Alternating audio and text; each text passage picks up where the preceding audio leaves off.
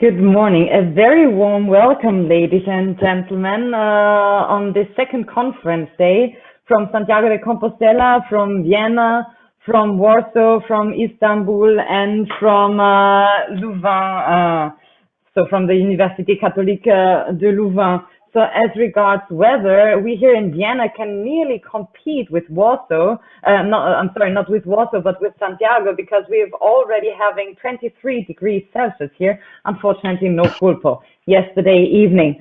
So a very warm welcome again from my side on our panel today, ladies and gentlemen, that is going to last from 9:30, so now until 11 o'clock, is the personal scope of collective bargaining. And I'm very, very happy to welcome our three speakers, three project members, namely Łukasz Pisarczyk from the University of Warsaw, Kubra Dogan-Yenisey from the Istanbul Bilgi University, and Oriane Lamine from the Université Catholique de Louvain. A very warm welcome to the three of you.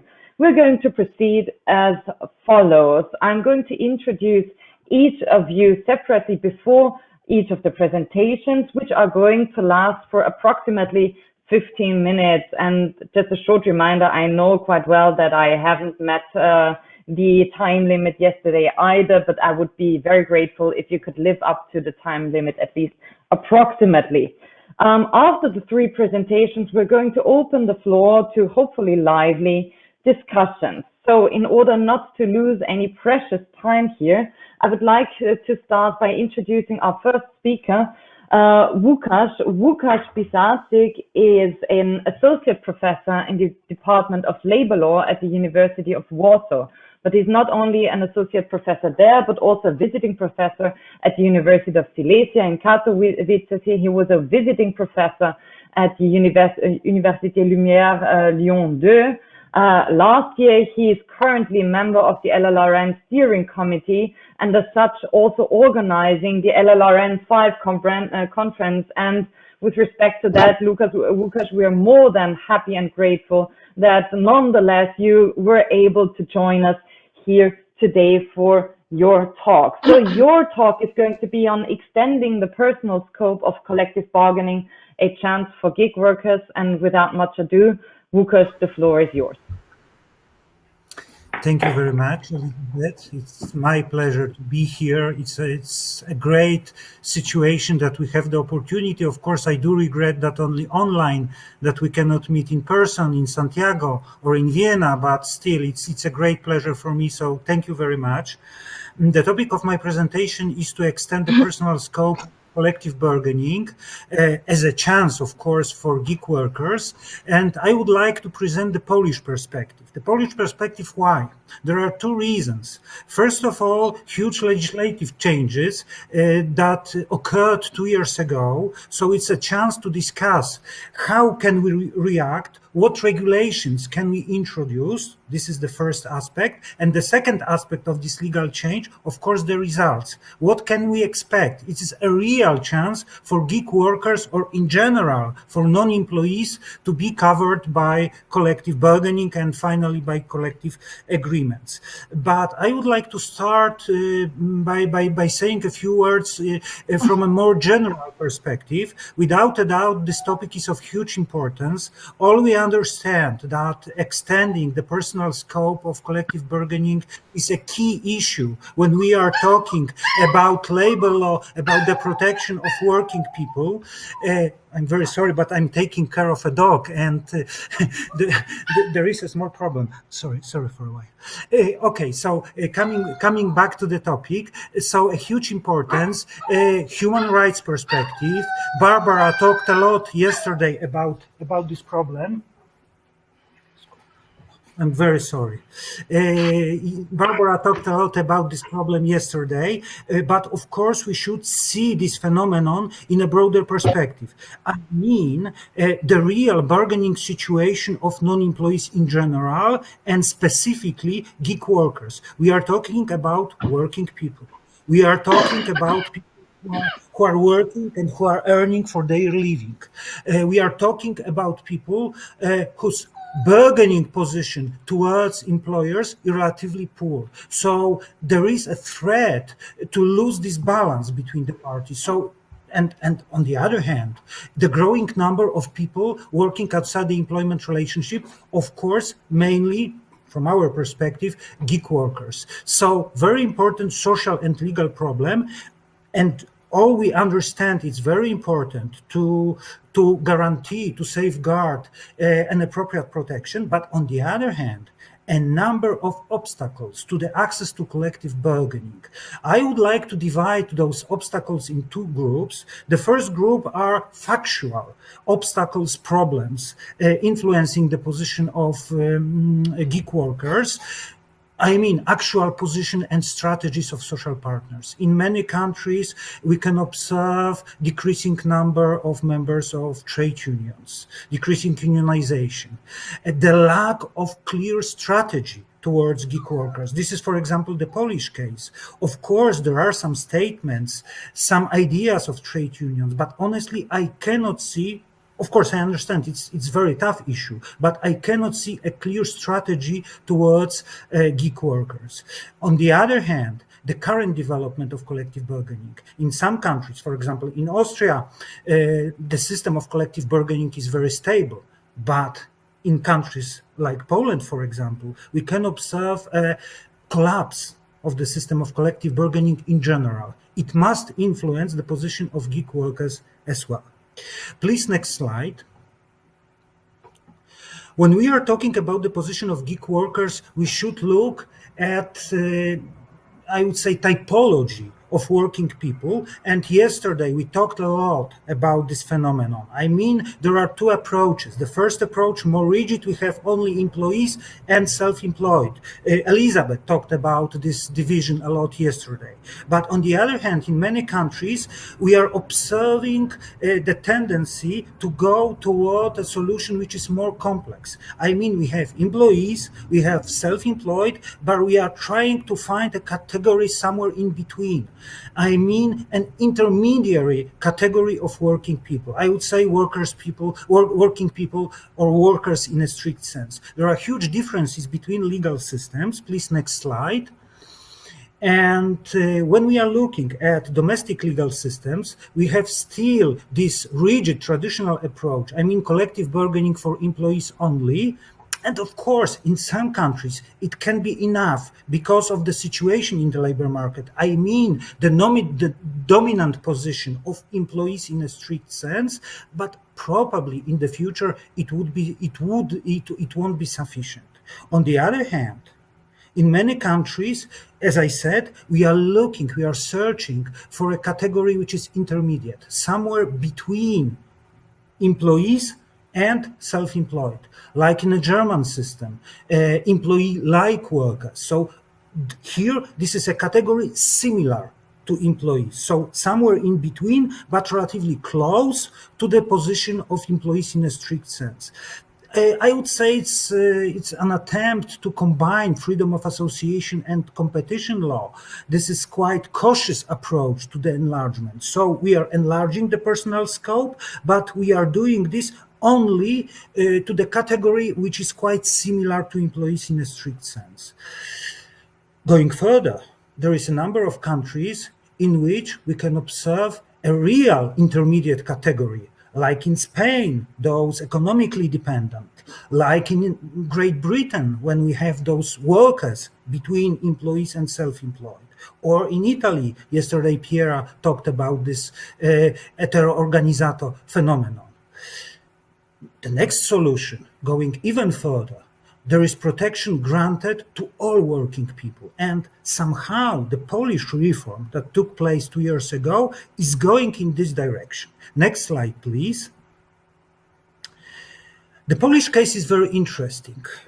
First of all, because Poland is a big labor market with huge problems with the social dialogue and collective bargaining in general, but also very interesting because of a huge change, because of a huge shift from the lack of collective rights in the case of self-employed or non-employees in general, to the protection which is very broad, even vague. Till the end of 2018, the personal scope of freedom of association and consequently of collective bargaining was strictly limited to employees, a group of officers, and only exceptionally for some groups of workers who are not employees. But the majority of workers, not only self-employed, but also other workers engaged employed on civil law basis, were excluded from the system of collective bargaining. First of all, they didn't have the right to form and to join trade unions, so they were excluded even from the freedom of association. So consequently, they didn't have direct rights to bargain collectively. So their access to collective bargaining was significantly limited. Theoretically, there was a possibility to conclude a collective agreement for them, but it was just an addition. So trade unions could conclude a collective agreement for employees and cover additionally workers who are not employees by the provision of these collective agreements. First of all, it's a quite strange situation because those people didn't enjoy freedom of association, so they were treated as an additional beneficiaries of collective bargaining. And secondly, in practice, I've never found a collective agreement covering also this category of working people. So till the end of 2018, very rigid approach, collective rights limited to employees only, to put it simply. Next slide, please. Of course, this solution was challenged by the ILO. The ILO raised that it is contrary to the fundamental conventions 87 and 98, which do not limit the protection depending on the type of employment. So we should protect working people, not employees only, which also obvious for us. I'm coming back to our yesterday discussion about this phenomenon. But also the Polish Constitutional Court declared that the right to form and to join trade unions cannot be dependent on the legal form of employment. We are talking about human rights, fundamental rights, and they cannot be connected only with the form of employment. And finally, the Constitutional Court declared that those rights should be granted to everybody who performs work in a person and with remuneration and has interests that can be represented by trade unions. In 2018, the Polish Parliament enacted a profound amendment to the law on trade unions. The law entered into force 2 years ago. Next slide, please. The fundament of the reform is the extension of freedom of association. The legislation extended the personal scope of the freedom of association. The new concept of people performing paid work was introduced to the Polish law. So not only employees, but also workers performing paid work. And those people were granted also the right to bargain collectively and to strike. Next slide, please. There are three elements of this new concept. So workers performing paid work, the first criterion, they provide paid work outside the employment relationship, so they are not employees, but they work for remuneration. Secondly, they don't engage, they don't employ other people, so they are solo workers, one can say. And thirdly, they have rights and interests related to the performance of work that can be represented by trade unions. So paid work, not engaging other people, and having rights and interests related to performance of work that can be represented by trade unions. It's interesting that this concept may cover not only workers in a strict sense, I mean civil law contractors, but also entrepreneurs, self-employed. Next slide, please. It's very important because the scope of those guarantees is very broad. As I said, it may cover also self-employed who are formally entrepreneurs. It's quite interesting that there was no broader discussion about this phenomenon in Poland. There was no discussion about potential conflict between social rights on the one hand and antitrust law on the other. Maybe because of this crisis of collective bargaining, so nobody takes into account the potential possibility to cover entrepreneurs by collective agreements. But as I said, there was no discussion about this phenomenon, but formally, also, those who are entrepreneurs can be covered by collective agreements. But I would like to draw your attention to the last element of the definition. Who can be represented by trade unions? And finally, who can be covered by collective agreements? Those who have rights and interests related to the performance of work that can be represented by trade unions. This element was criticized in the Polish doctrine. It's very general, it's very vague, it doesn't mean anything. But in my opinion, the idea of the legislation was to give an instrument to the courts to decide in cases of difficulties. When we are talking about this conflict between social rights on the one hand and antitrust law on the other. So it is an instrument. We can assess, evaluate the real position of a person, deciding if it's justified to be represented by trade unions. Next slide, please. When it comes to the legal status of gig workers, in Poland usually they are not treated as employees. We have quite strict approach to the employment relationship, quite traditional, connected with subordination, and in the majority of cases they are not employees. They are engaged outside the employment relationship as civil law contractors or entrepreneurs, self-employed, treated as entrepreneurs from the legal perspective. But what is very important, in order to enjoy collective rights, the gig workers should be qualified as performing paid work in the light of those definitions introduced 2 years ago. And of course, the majority of them would meet the criteria. They are meeting those criteria. So formally, the path to collective bargaining has been opened. Formally. Next slide, please. The system of collective bargaining in Poland consists of two main elements: collective agreements in a strict sense, company level and multi-company collective agreements, without further legislative restrictions. So it depends on the social partners at what level to bargain and finally to conclude an agreement. And the second element is the system of settlement of collective disputes, which is autonomous. So it is possible to start a collective dispute outside another procedure to exert a pressure on the employer. Both types of rights, I mean the right to collective bargaining and to organize collective actions, including strike, are exclusive rights of trade unions. Next slide, please. From the perspective of workers performing paid work, including gig workers, it's very important that now they can be represented directly in the procedure of collective agreements. What does it mean? Trade unions may negotiate collective agreements for them at the level of a specific enterprise as well as at the level of branch, sector, etc. So both types of collective agreements are open. It is possible to bargain, to negotiate collective agreements for both categories, I mean employees and workers, other workers, but it is also possible now to negotiate collective agreements for workers only. So in the past, they were treated, I would say, as an addition to employees. Now they are direct beneficiaries of collective agreements. The provisions of the Labor Code concerning collective agreements apply mutatis mutandis to other workers performing paid work. So we can apply provision concerning employees to other workers. Of course, there is a number of practical problems. How to influence the content of civil law relationships? We have the traditional mechanism of influencing employment relationships by collective agreements, the principle of employee privilege, favor laboratories, the whole mechanism of the functioning of the labor law. In the case of civil law contracts, it's not so obvious. It is quite unclear. So we will have to observe the functioning of the system in the future. Next slide, please.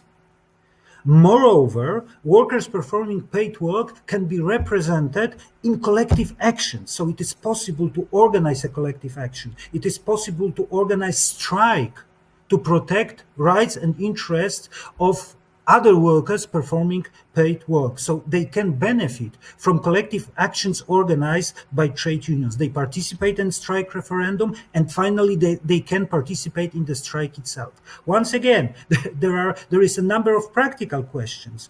Being self-employed or being a civil law contractor, how to strike, how to refrain from work. So theoretically, the right was granted, maybe granted is not appropriate word, was recognized by the law, but on the other hand, there is a question how to apply this right in practice. Next slide, please.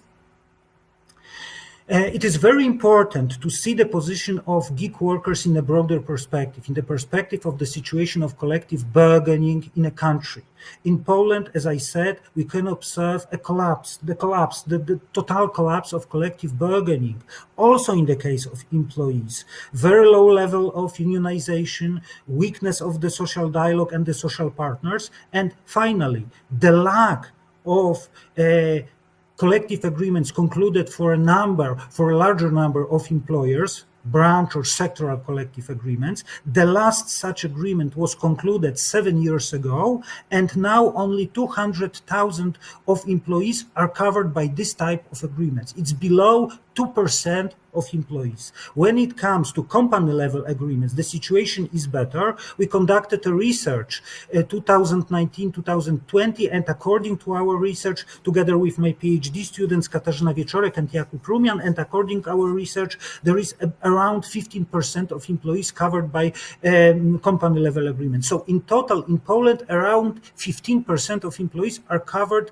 by collective agreements. It's a very difficult situation. And I can say that our position is completely different than the position of the majority of employees in Western countries. A small number of collective actions as well. Next slide, please. Not surprisingly, the position of non-employees when it comes to collective bargaining is also very weak, very poor. Low level of unionization among gig workers. I would even say that they are not represented at all by trade unions. Maybe there are some exceptions, but the situation is rather difficult because of many reasons. Precarious nature of their employment.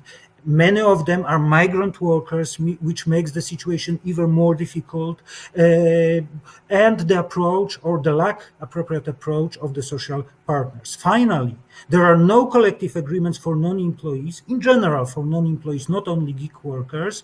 There are no negotiations about working conditions of platform workers, with some smaller exceptions, and there has been any larger industrial action led on behalf of gig workers. And as I said at the beginning of my presentation, I cannot see a clear strategy of trade unions, how to attract platform workers, how to create an offer for them, and finally, how to protect their interests. Next slide, please. I would like to conclude my presentation. I do realize it's very short, but I think that I have been able to show you the most important elements of the system and the most important problem existing under the Polish law. So on the one hand, the Polish law has extended the personal scope of collective bargaining from the legal point of view. So it's positive that the law recognizes collective rights of workers performing paid work, including, of course, gig workers. So we have eliminated at least a part of legal obstacles to the development of collective bargaining for this category of workers. So from this point of view, we can talk about a positive change, about elimination of obstacles and abuses to fundamental rights of working people. So gig workers should exercise their collective rights like other workers who are not employees. They do enjoy freedom of association, can be beneficiary of collective agreements, can be beneficiary of other collective actions, and can participate, at least theoretically, in strike action. But this extension of collective rights by the law must be seen in a broader perspective, in the perspective of a real situation in the labor market in general and the position of non-employees and of course gig workers especially. So the general situation of the social dialogue is very poor, very weak, limited coverage by collective agreements, no collective bargaining for non-employees, and it must, of course, influence the position of gig workers. If we don't have collective agreements for employees, we shouldn't expect the improvement of position of situation of gig workers. The key role must be played by the social partners. Legislative changes are not sufficient, are not enough. Very important role of the social partners to create a clear strategy and to protect gig workers' interest in a more efficient way. And finally, the need for the promotion by the state. It was discussed yesterday as well. Very important role to promote the social dialogue, especially in this sphere where this support is especially important. Next slide, please. I would like to thank you for your attention. Thank you very much. Thank you so much, Łukasz. Dziękuję. I hope that I pronounced it correctly. So dziękuję. Thank you so much for your presentation, which is especially interesting if we juxtapose it to the roundtable of the social partners yesterday in the late afternoon, because from my point of view, what we could see there from the representatives of ETUC and of Business Europe is that apparently, at least at European level and also apparently in some member states, there is this lack of conscience that apparently there might be actually a third category of persons and of adjusting to this existing phenomenon. So, but perhaps we can discuss that later on in the general discussion. So thank you again so much for your presentation. I'm looking forward to the discussion. So the next presentation is by 𝐂𝐻 𝐂𝐻. I'm sorry for the bad pronunciation, 𝐂𝐻, who represents Turkey in our project as a long-lasting project member. And 𝐂𝐻 graduated from the Faculty of Law at the University of Ankara, but then spreaded her wings to Europe because in 1996 she went to Switzerland on the basis of a scholarship holder and graduated also in Switzerland and earned her PhD there, writing it in French, La modification du contrat de travail issu de droit suisse et de droit français. And currently, since 2008, 𝐂𝐻 is working at Istanbul Bilgi University with her main research areas in the future of work, technology, and its impact on labor law, migrant workers, and discrimination. So we are very happy to welcome you here today, 𝐂𝐻, and I'm very much looking forward to your presentation on the Turkish case, the shortcomings of the North American collective bargaining model with regard to the gig economy. So 𝐂𝐻, the floor is yours. Thank you very much, Elizabeth. And I would like to thank again to Jose Maria and Elizabeth for the excellent leadership through this project, and also University of Santiago del Compostela and all the team for all the efforts for this conference. And yesterday and this morning, we all listened very thought-provoking interventions and debates. And the heterogeneity of the phenomenon still strikes me. The finding of a recent research in Europe shows that 11% of the European workforce have already been provided services through platforms. And can I have my PowerPoints, please? Thank you very much. And in Turkey, the new forms of work are noteworthy, particularly in the courier sector, drivers, cleaning, and some personal services. But there is no available data for the moment, and the voice of platform workers is low, if you wish, if you ask. But there are many academics studying the field. And I share, next slide, please, the concern of the Nicholas Schmid, the EU Commissioner, that if there is no regulation protecting the right of platform workers, normal business will try to outsource more and more their activities to platforms, and we will face with the platformization of the economy. And from Turkish perspective, I really share the same worries with Łukasz. I worry that when I mean Turkish perspective, I would like to refer to a high unemployment rate, about 15%, and a very large informal sector. So I worry that this development may entail a significant number of population working in the gray zone between status of employee and self-employed. Secondly, in a world wherein technology enables work to be outsourced globally, and that work can be performed remotely from any location, these developments may put unions under pressure in countries like Turkey, where there is no solid corporatist tradition. And not in that case, not only those who do work through platform works, but also those who are employed with an employment contract would under risk of being affected by this development. So there is no doubt that platform workers should have democratic influence over the governance of their work. Next slide, please. In a report, it stated that where institutional arrangements already exist for collective bargaining, these should be modified to include workers in the platform economy. And I believe that we should develop a model which takes into account the heterogeneity of and particularity. Next slide, please. Heterogeneity and particularity of the problem, which provides a firm protection of platform workers' collective rights, and which is in harmony with the existing collective representation model in the country. So today I would like to focus on the question how to develop a model for platform workers which is in harmony with the existing collective bargaining model in Turkey.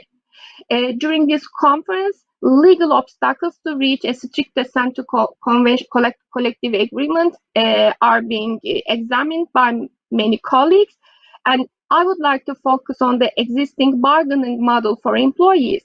As Lucas told that extending collective rights to platform workers is not sufficient in my belief also. I believe that the bargaining model may facilitate or complicate the efforts in the search for an effective protection of bargaining rights for workers, because a recent study aiming to explore the extension and forms of collective representation models shows that three basic models are identifiable. As you see, there exist online forms or groupings, client task rating systems, off-platform social media groups, specific portals, including discussion forums, but these organizations are not aiming to negotiate the working conditions of the platform workers. Secondly, platform workers organize in unions or associations for the self-employed. And thirdly, existing trade unions support platform workers and they engage in traditional unions. Next slide, please. Wandela states that the currently emerging patterns hint at a possible coexistence or combination of mainstream trade unions and other unions and union-like organizations. So, on the other hand, some forms of collective agreements are emerging. Yesterday, we talked about Uber has signed a deal to recognize the GMB trade union in UK, and also some form of collective agreements in Italy or in Austria. So it wouldn't be a big surprise that if the bargaining rights of platform workers were aligned to the bargaining model for employees. Therefore, it seems to me important to see how platform work fits in the existing collective bargaining structure to discuss an effective representation model. To what extent the bargaining model covers the particularities of platform work. Next slide, please. So, first, some brief note about the particularities of Turkish bargaining model. In terms of freedom of association, self-employed persons may join trade unions in Turkey. However, collective bargaining rights are exclusive for employees. That self-employed persons, though organized in a union, they don't have right to bargain. The binary division between self-employed people and subordinated employment plays a crucial role in determining collective bargaining rights. Secondly, Turkish model of collective bargaining shares the same fundamental principles with the North American models of collective representation. The principle of exclusive representation is the distinguishing feature of this model, and this principle refers to a system where the representative union has the authority to represent all employees in the bargaining unit, regardless of their trade union membership or consent.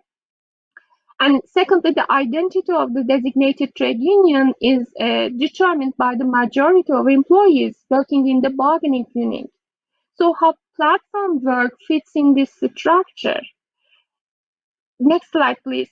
So if we take a closer look at the heterogeneity of the platform work, I will have in mind location-based platforms and as online web-based platforms, micro-task platforms, and freelance platforms. But we should see the next slide, please.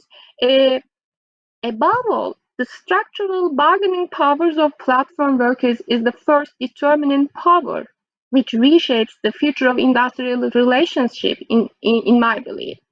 And then Wandela shows two components of this bargaining power in the absence of no regulation recognizing the bargaining rights. First, workplace bargaining power, which refers to the capacity of workers to disrupt business through direct action due to workers' strategic position. And secondly, marketplace bargaining power, which stems from the desirability of worker skills by employers, the unemployment rate in the market, or to what extent workers can live from non-wage income sources. So analyzing the structural bargaining powers of platform workers based on geographical location and skill level, Wandela showed that online low-skilled micro-craft workers have basically no bargaining power since they deliver the work through online apps and geographically they are located across the globe. And even if that's not the case, they have a home in the same street, their workplace bargaining power is excellent. As regards high-skilled freelancers working on the online web-based platforms, even though on the local labor market, they are able to set higher prices on the beyond the labor market, beyond the local level, their market power is quite low because of the fierce competitivity. And finally, workers on offline location-based platforms in delivery and transport sector, they have a certain workplace bargaining power due to the interaction between producers and customers. So it's not surprising. The good examples of collective action comes from this sector. So all these issues bear important implications for the ability of a system, ability of the existing collective bargaining model in finding its own solutions for workers. Next slide, please. First of all, I would like to say that designation of a bargaining unit is the first and crucial step in this system. So the factory has for a long period been the symbol for physical togetherness, cooperation, and solidarity. And information and communication technologies enable employees to perform their work outside of the premises belonging to the employer. Therefore, the links between work and place have been cut off for a while. But in web-based platform work, workers deliver their tasks through online platforms. So a computer and an internet connection replace the workplace. And in addition, even for riders or drivers, platform workers could be part of the platform by just so dispersion of the workplace complicates the designation of the bargaining unit. Secondly, in relation with that, a bargaining unit is circumscribed by a group of employees who share the same terms and working conditions. The assumption that physical togetherness induces solidarity and common interests are quite debatable today. We all learned that during the pandemic that social togetherness and physical distancing are different from each other. Technology makes it possible to identify and bundle common interests among people who are far from each other. We are known about web-based solidarity, digital solidarity. However, seems to me unlike those working remotely, platform workers constitute a crowd, an undesignated group of people, so who are handpicked by the employer to award the job. So in each case, it is difficult to identify to whom the job will be awarded. And also, there is no guarantee that the second job will be awarded to the same worker. So those workers share neither common workplaces nor same terms and working conditions, and tasks are assigned to the lowest bidding. Therefore, the system puts them in competition with each other. And not always microtasking platform, but assigning jobs via a simple smartphone app also has the same logic. It seems to me important not to ignore this competitive logic behind the operation of platforms when we are talking about collective representation models. And also related to this, under Turkish system, the representative trade union has the sole power to make a collective agreement. And in order to have this exclusivity, the union ought to have the membership of the majority of employees at the plant level. This is considered the democratic justification of the system. Unlike US model, there are no secret ballot elections. The union membership is the proof of the representativeness of the trade union. So only the trade union reaching this minimal threshold have the authority to sign a collective agreement. So an employer may put certain pressure on the union by outsourcing some activities through platforms, one worry. And secondly, the duration of the job on the platform varies significantly. For certain jobs, just a click. For others, for other products, longer period. If we will, so the big question is who will be in and who is out. So if we introduce platform workers into this picture, you see that there will be a huge debate about how these workers will be included in the pool. In the absence of majority, trade union loses all its authority to make a collective agreement, so there will be no collective representation for both groups. So for trade union, it's a matter of life and death to engage the majority of employees as members. Next slide, please. To conclude, I mean, indeed, I agree with this idea that a scenario of general platformization of labor markets and working conditions would require a profound rethinking of labor market institutions and welfare systems. A bargaining, next slide please, a bargaining structure based on the single work site and single employer approach taken together with the majority rule entails structural difficulties in the search for a solidarity among platform workers and between platform workers and employees. Without legislative intervention, such a decentralized model, I don't believe incentivize unions to actively support platform workers. And during a period that we discussed collective bargaining rights for self-employed persons, we should bear in mind interactions between bargaining models for employees and platform workers. There's no need to create another union rivalry among platform workers and employees unions. And I believe that this may be a good opportunity to rethink the existing bargaining models. And for Turkey, it's good time to facilitate multi-employer bargaining or introduce an industry level of collective bargaining to the system. Thank you very much for your patience.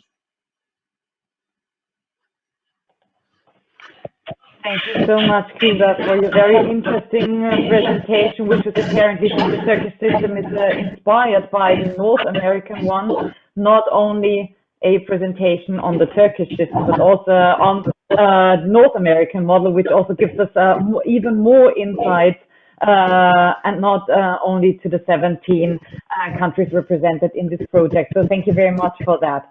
Last but not least, I would like to introduce our last speaker, Oriane Lamine. Oriane holds a PhD from the Université de Louvain, an LLM from Harvard, but also a master in philosophy, which also inspires her work. She's currently an associate professor of law at the Université catholique de Louvain, and I hope that I'm not spoiling something, but she just got recently promoted to a tenured position. Congratulations on that, Oriane. We're very, very happy for you. So Oriane is going to present a paper or in her talk some comparative and political observations on the organizational integration criterion. And I'm very much looking forward to that because I'm very curious about what you did with the information that we provided you with during our project here. So a very warm welcome to you, Oriane, and the floor is yours. Good morning, everyone. Thank you very much, Elizabeth, and all the organizers for the excellent, amazing job with preparing this seminar. I'm thinking of the excellent administrative and IT team also. I'm really amazed by their work. I'm very happy to be here, even of course, if virtually it's not the same and I have missed the pulpo. So maybe you could launch my slide. Thank you. You can already put the structure, the second slide. Thank you. So before starting this presentation, maybe I want to make two remarks. The first one is thanking the colleagues in the network who have positively answered to my request for information, and I apologize if I have maybe misunderstood some of the complexities of their systems. We'll see. And second, I also want to make a caveat. This is still very much work in the making, work in progress, and I would be super interested to have remarks, suggestions to get even deeper in this research. So what I'm going to do, 3 steps today in this presentation. First, some look into national legal orders. Then I'll try to draw some lessons, insights from this comparative analysis, and then last but not least, I hope I'll have the time for it. I'll dream with you a little bit, and I'll try to risk myself with some prospective proposals and reflections. Next slide. So the problem I tackle here is clearly not new. We have discussed it already yesterday, this morning. So the question is the one of the personal scope of labor law. We know that in many countries, this personal scope is, and collective bargaining too, is deeply connected to the existence of an employment contract, and the existence of this employment contract is itself related to the existence of a legal or political criterion that is authority subordination that defines the personal scope of the protections. More and more, and gig work, of course, forces us to think about that. Judges and legislators are, and the literature is asking to extend the personal scope of labor protections, and there are several ways to do that. We've talked yesterday about presumptions, assimilations, third categories potentially, but today I'm talking about one way to extend the personal scope, that is to change the criterion, that defines the employment relationship. And several options have been studied in literature already. Economic dependency as a substitute for subordination, of course, has been largely discussed. Also, the idea of personal work has been largely discussed. But the criterion I'm interested in today is the criterion of organizational integration. You'll see what it is a bit later. But of course, I've always been interested in this criterion in particular because, to me, I have the intuition that it brings about some institutional conception of the employment relationship, so that it takes some distance from the contractual conception of the employment relationship. Next slide. So I'm going to go very quickly on the national legal orders because our time is limited, but of course I'll be happy to share the slides with anyone who wants to continue the conversation. So first legal order, Austria. So the question I ask in all these national orders is, do we find something like a criterion of organizational integration as defining the employment relationship, or more generally, to identify the scope, the personal scope of labor protections? In Austria, it's clearly the case. We find it. It's one among the criteria that judges use to find if there is or not an employment relationship to be integrated in the organization of the employer. Sometimes it's conflated with economic dependency, but it's also, interestingly enough, a criterion that is used to evaluate if we have an employee like semi-dependent worker, which is of course not an employee, it's another category of worker that is recognized only a number of labor protections. Next slide. Hungary, less clear. It seems to me that in the criteria used by the judges, we find some elements that leads us to integration, or that show the concern for integration. In the secondary, what they call the secondary criteria used to find if there is an employment relationship, the judges ask if the workers is obliged to abide to a number of rules, place, time, equipment, and of course these are signs that we are in an employment relationship. Next slide. Well, we don't see very well, I'm sorry, too much information in these slides, but so I'll give you the main information. The Netherlands, also very clear. The 𝐂𝐸 has developed, for the evaluating if there is an employment relationship, a holistic test, and in this holistic test, the judge is supposed to look if there is what they call formal authority. And interestingly enough, formal authority is understood as to be ingebed in the organisatie, which means to be integrated in the organization. And to check if it's the case, you look at things like, again, being subject to common rules, organization schedules, and also this idea of having an activity that is close to the core of the business. And interestingly enough, also in the current debates, there are a lot of debates about the scope of application of labor law, as everywhere else. There are proposals on the table to actually be focusing, extending this idea of integration in the business as the main criteria. Next slide. Italy, again, if the judges applying the strict test of authority, the legal test of authority, don't find that there is strict subordination authority, then they look for other indicators, and among these indicators, one find the integration in an organization. So that is for the general employment test. But one find also traces of organization in other working statuses. The COCOCO, the coordinated and continuous collaboration, another type of contract that doesn't involve employee, to which the law also grants some protection, is based on this idea of continuous collaboration. So there is also an element of integration here. And Piera has mentioned yesterday this introduction in the law of the idea of hetero-organized status, and new status maybe. The question is probably still open.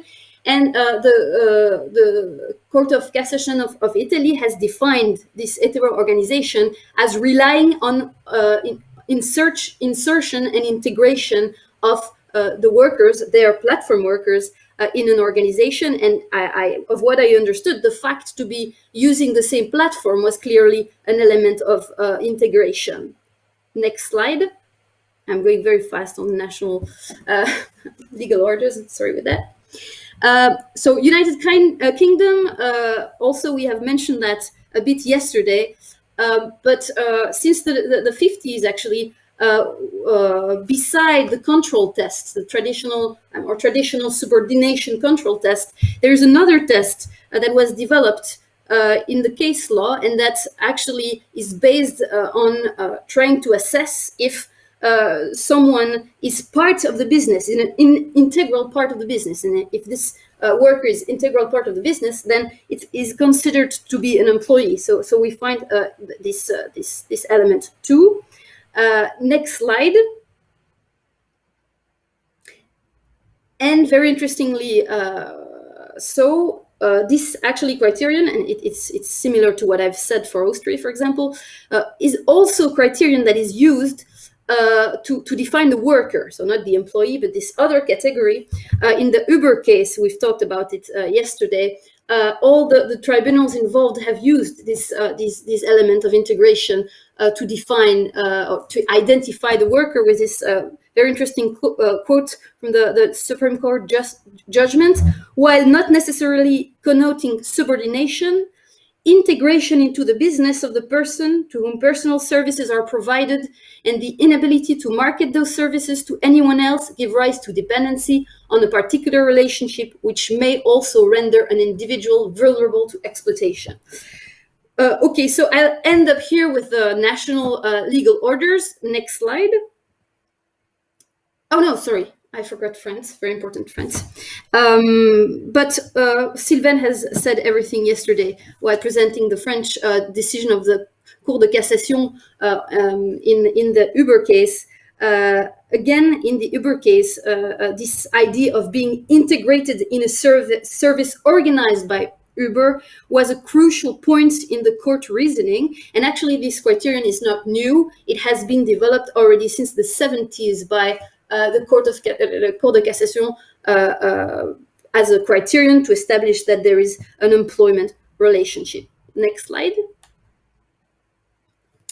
Maybe not surprisingly, and that comes back to something Tamás said yesterday, in EU law, we actually find references to this integration when defining the notion of worker. So the European Court of Justice, for example, in Danosa or FNV, we've talked about FNV a lot already, it's clearly this criterion is used. For the duration of that relationship forms an integral part of that employer's undertaking, so forming an economic unit with that undertaking.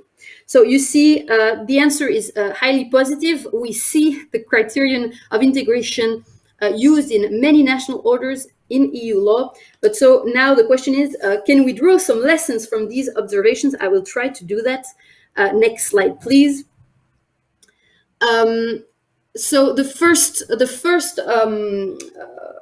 element lesson that I draw is the heterogeneity of the definition of integration.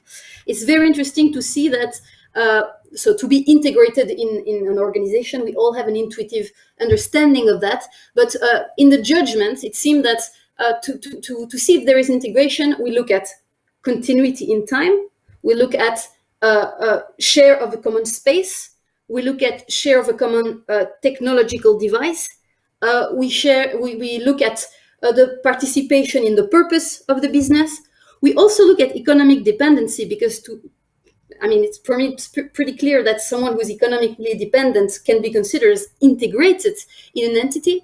And probably the most important and common element that demonstrates integration is the fact to be bound to collective norms, to be bound by the rules, by internal rules of the company. That can be of many kinds. Next slide. Second lesson, it's interesting to see that integration is often only one criterion among many to establish that there is or not, actually to define the personal scope of labor law. But it's interesting to see that it's in some legal orders, it's very decisive.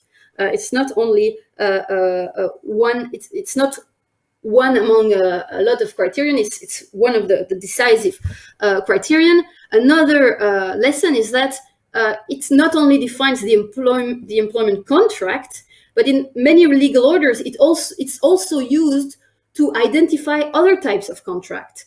We've talked about the worker, we've talked about the employee-like dependent worker in Austria.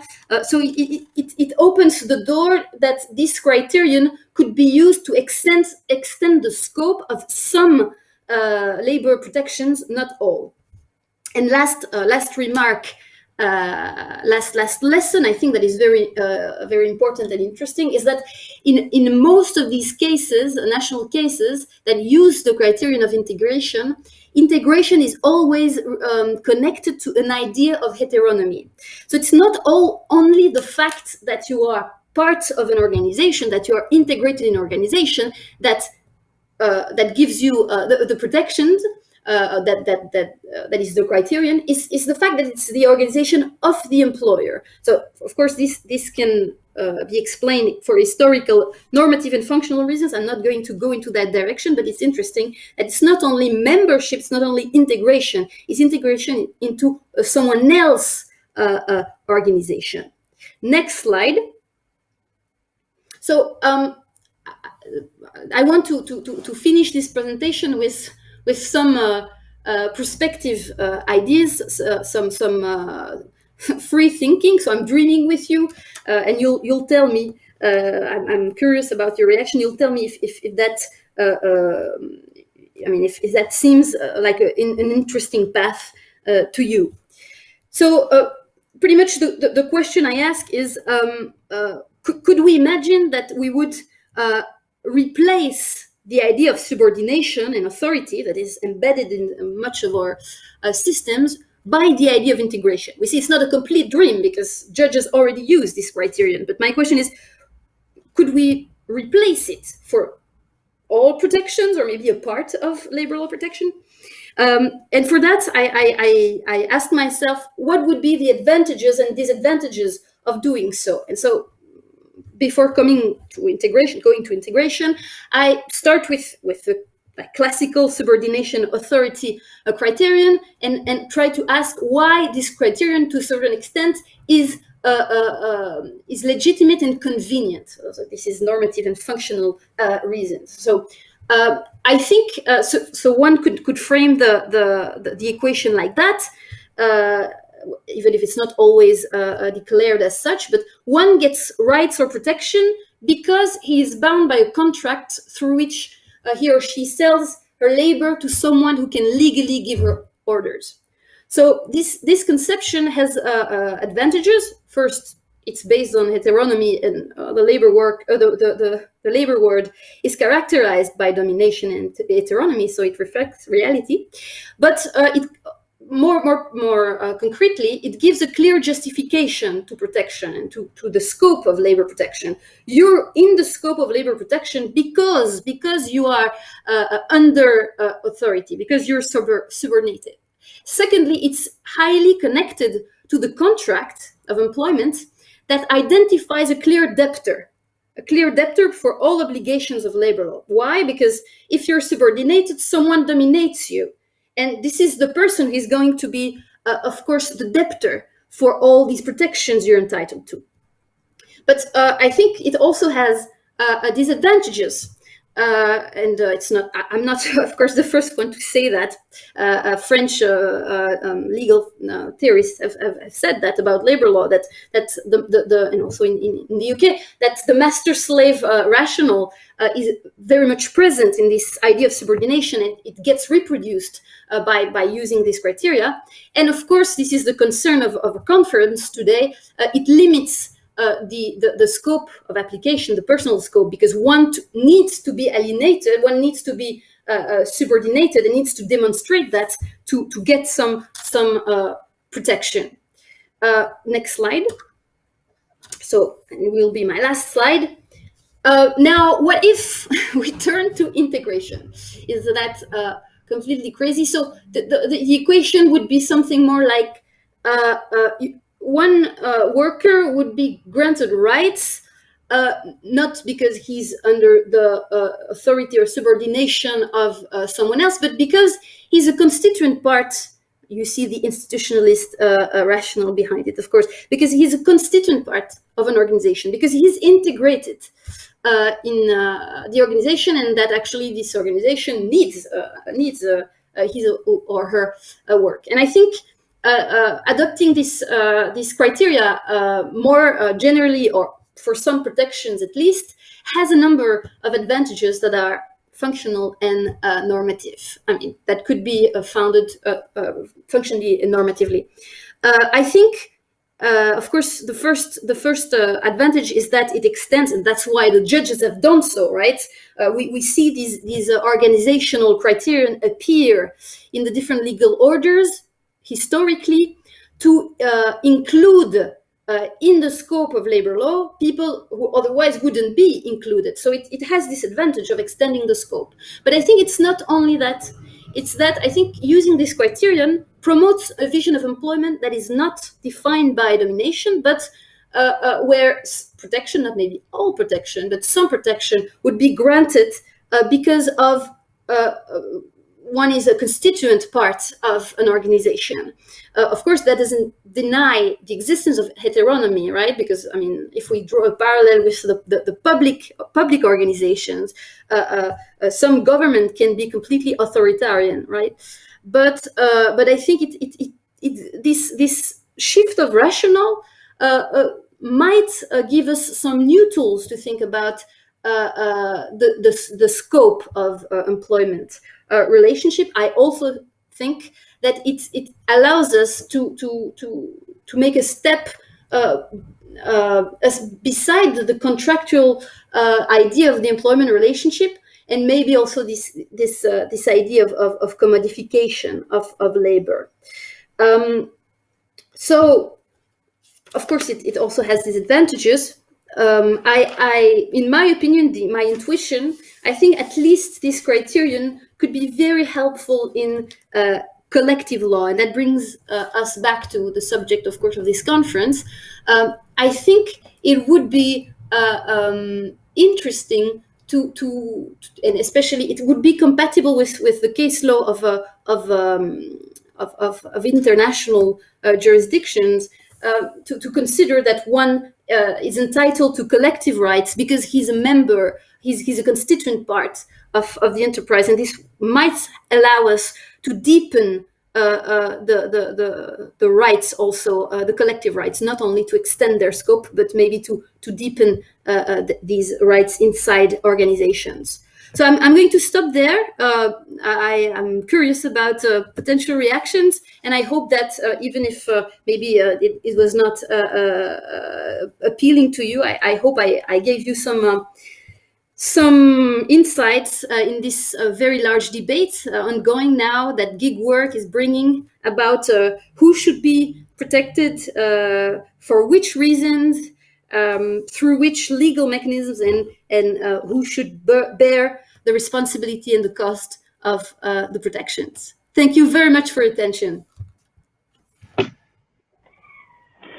Thank you so much, Oriane. Merci beaucoup for this extremely interesting presentation, which, in my opinion, perhaps, and relying on this organizational criterion, perhaps takes much better into account today's working relationships than this sometimes overcome notion of subordination.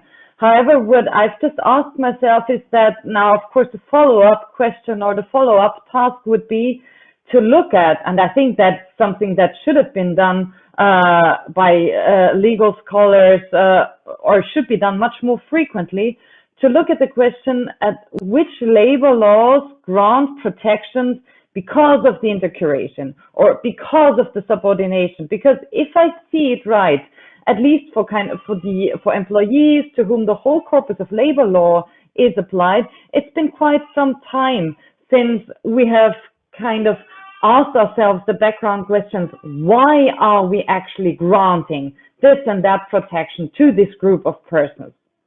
So the question would be, well, do we grant protection to persons who are integrated, for example, on employees' liability, anti-discrimination law, occupational accident insurance, because these are risks that these persons might actually be exposed to too. But for example, we won't apply working time acts or holiday payment schemes because this is not risks that they are actually confronted with. So that would be my follow-up question for that, but just kind of a follow-up for you. So I would be very happy if we could actually have some lively discussions for the next 20 minutes. And I would first perhaps give the floor to our panelists if one of you has a question for each other. If this is not the case, I'm going to look into the chat. So perhaps first of all, the floor to you, the panelists, and if none of you has a question, I will. Yes, Kübra, please. Yeah, thank you very much. Thank you very much to all my colleagues. It was really quite interesting, and I would like to ask Oriane. I find it quite interesting, this idea of integration and organization. So we are talking about a lot of organization, but how to draw the borders of this organization? Do you? I can see that it's quite difficult, but you have already thought on this issue. So could you elaborate a bit further? Who will be in, who will be out, who will be protected and not? So just becoming a part of the organization, to what extent? Thank you.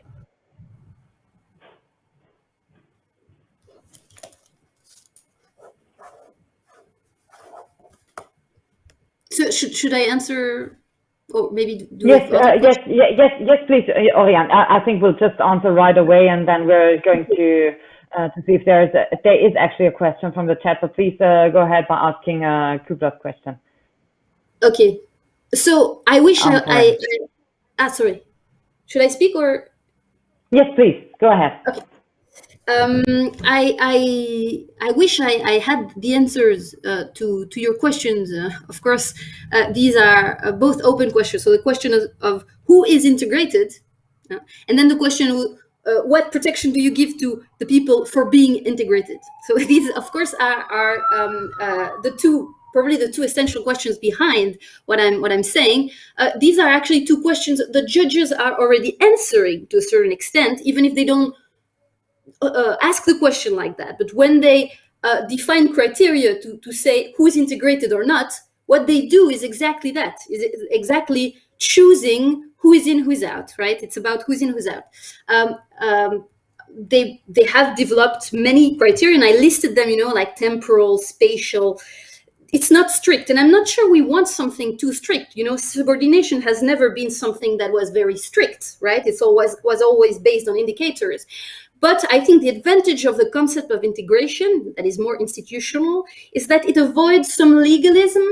To a certain extent, it could involve people who are not involved in an employment contract stricto sensu. So it involves other contracts, other types of involvement in the organization. And also potentially, it might solve some piercing the corporate veil question, because the organization doesn't have to be the corporation in the corporate law sense. It might be the economic entity, right? So I think open questions, but I think the concept is promising for these reasons. So the second question, which protection? Same. I mean, I of course it should be subject to legislative debate, and this is typically a question for a legislator.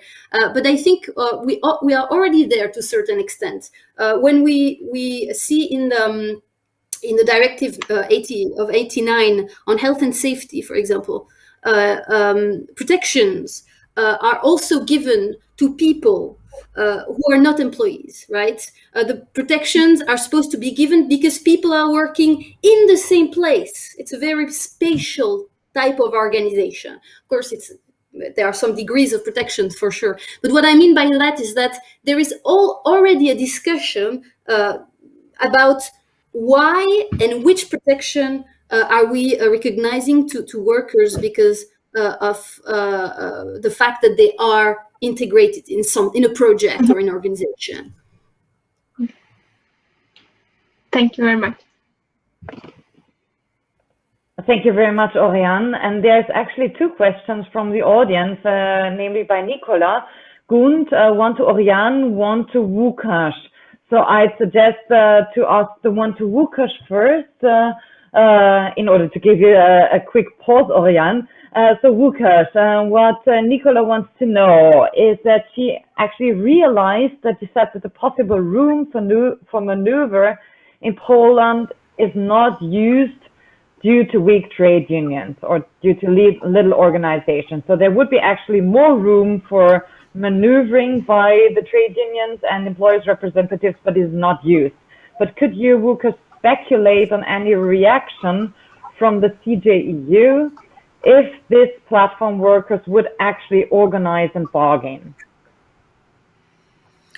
Thank you very much for this question. It's very interesting, but it's very difficult to answer because, as I said, there was no discussion in Poland about this potential interaction. So on the one hand, we can expect the reaction of trade unions, especially during pandemic period. There was a lot about new strategy of trade unions, the necessity to go further, to search for new members, new areas of activity. So I hope in the future, we will observe the changing approach of trade unions, consequently of social partners, and the real extension of collective bargaining and collective agreements. When it comes to the reaction of European courts, I think that we are in general in a transition period. In my opinion, it is impossible to keep to this position that there are only two areas, that we have only employees and self-employed. There is a necessity to protect people who are in a weak market position and who deserve to be protected in a collective way. Yesterday, Barbara talked about the position of the Committee of Social Rights and this famous Irish case, when the committee underlined that no, the formal status of working people, but their real market position should justify collective protection. So in my opinion, in the future, it will be absolutely necessary to skip this very rigid, I would say, antitrust or based on economic freedom approach and search for a real protection adjusted to the situation. One more thing, and a bit trying to also to comment Oriane's statement. I think that nowadays we are observing a huge debate about the position of labor law. On the one hand, a number of scholars are criticizing this traditional old school, I would say, approach based on subordination, based on balancing bargaining power, so it's somehow passé. Nowadays we should, based on human rights, fundamental rights, and this is the foundation of labor law. Both can be combined, in my opinion. So on the one hand, this human right approach is absolutely necessary, but on the other hand, the protection of human rights must be adjusted to the real position and real situation of working people. Trying to combine both, we can answer this question. So who deserves to be protected? Who needs in reality this protected? And this is quite interesting. Traditionally, we use this criterion of subordination because if we are working under subordination, someone else is deciding about our working time, our place of work. So our human rights are dependent somehow on this person. To what extent, and this is also a question and comment to Oriane's statement, to what extent this subordination explains the need of protection, why integration is important to justify protection of working people. So to summarize my statement, on the one hand, yes, the floor is open, there is a room for maneuver, absolutely. To what extent we will be able to use this room, difficult to say at the moment, but when we are talking about the general evaluation of those two values, I mean social rights and economic freedoms, in my opinion, it's absolutely necessary to rebuild our approach. Thank you very much. Thank you so much, Łukasz, for this comment. So there's now two questions for Oriane, but Oriane would also like to ask a question to Kubra. So I suggest first asking you the question, Oriane, then giving you the floor for asking the other question, and then if there's still time, you will be asked to answer one more question. So Oriane, another question by Nicola. Could you make an analogy to the posting of workers? Same employment conditions for same work in the same place.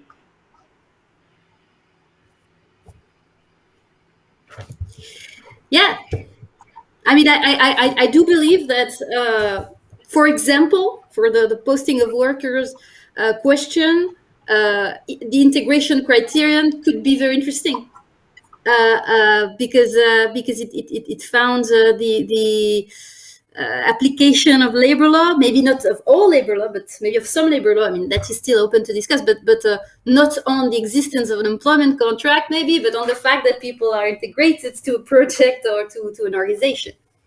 So yeah, I mean, I definitely, I think it could, but I don't think it solves everything, because one of the problems has been raised by Łukasz. I think the question is, how do the only fact to be integrated justifies protection?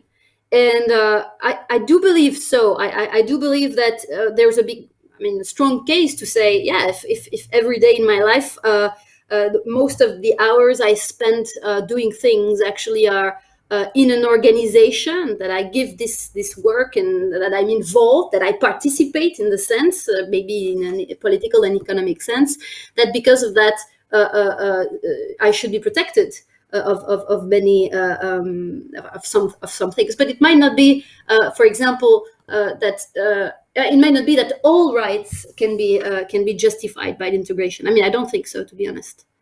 I'm not sure if I answered the question of Nicola, but yes, I think so, and I think it's important to highlight that of course this might lead to fragmentation of labor rights, and if I got the representative of the ETUC yesterday right, that's also one of their fears, that by creating a third category of persons, that might lead to fragmentation of the labor market, but mightn't it actually reflect much better the current situations that we're living through? And if I got it right, Luca Razzi's presentation yesterday was also a little bit about that kind of the way in how work works, or in way how work is kind of actually carried out, is now completely, or in some ways, especially in the services sector, completely different to what the fathers and mothers of labor law had lived through 100 years ago, when most of our labor laws, the traditional ones, were created. So Oriane, now the floor is yours for asking the question to Kubra.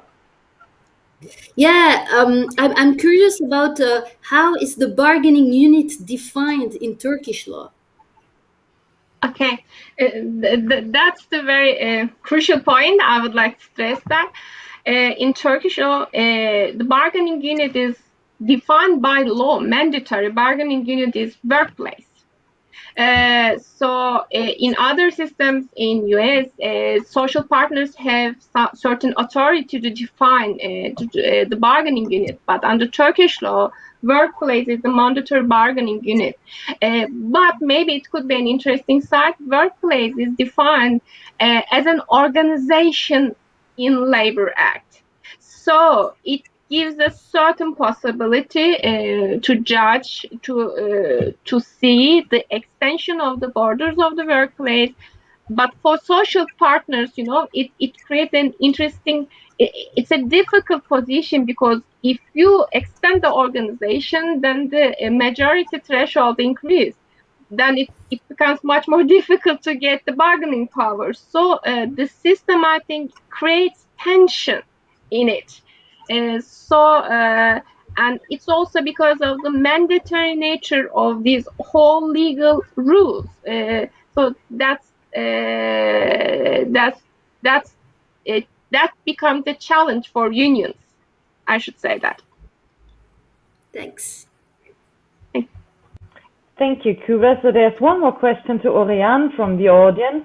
I'm going to read it to you. According to the integration criterion, which organization do web-based platform workers, Amazon Mechanical Turk, Upwork integrate into platforms or businesses using platforms? So where do they integrate to? So as we say in French, I'm going to give a réponse de Normand. So it means that I'm not going to answer the question directly. But I would say that it depends on the case, right? It depends on the degree of integration. If the judge looks at the platform, let's say Deliveroo, and sees that the people have to wear the equipment, have to respect schedules, have to do. So it's about abiding to common rules, right? This is something that it's a parallel with the public sphere, abiding to regulations. If they have to a lot, then I would claim it's the platform. But in a system where this degree of integration, and it's not black or white, of course, is really how do you say low, then it's harder to make a case. Yes, I certainly agree. So if the platform is just kind of really the intermediary person, kind of creating this market space between a person looking for someone cleaning her room or her flat and the other one cleaning the flat, well, then the situation might be different, in my opinion, too. Yeah, I think the functional advantage of integration is that it can deal with algorithm, right? Because one of the problems with algorithm is that employers are trying to hide behind them, saying, yeah, I mean, it's not an employer really because it's just technology. But if the technology is actually obliging you to respect regulations, norms, then you're integrated in an organization. Yes, certainly. So are there any more questions from the audience around the world or from the panelists to the panelists? It was great to see you. Yeah, I think so too. And I really do hope that in the follow-up project, we're going to see each other again in person again, enjoying excellent pulpo.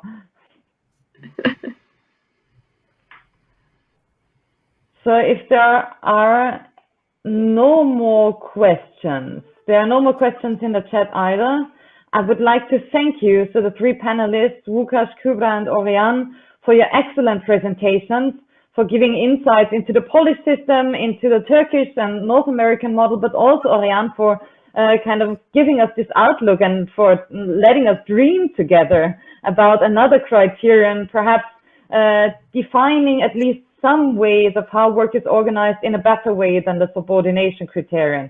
So many thanks for that. I'm really looking forward to the written version of that and to debating that in the future again. And thank you also for pointing out and highlighting that in this way we could perhaps also react to the algorithm debate in a better way.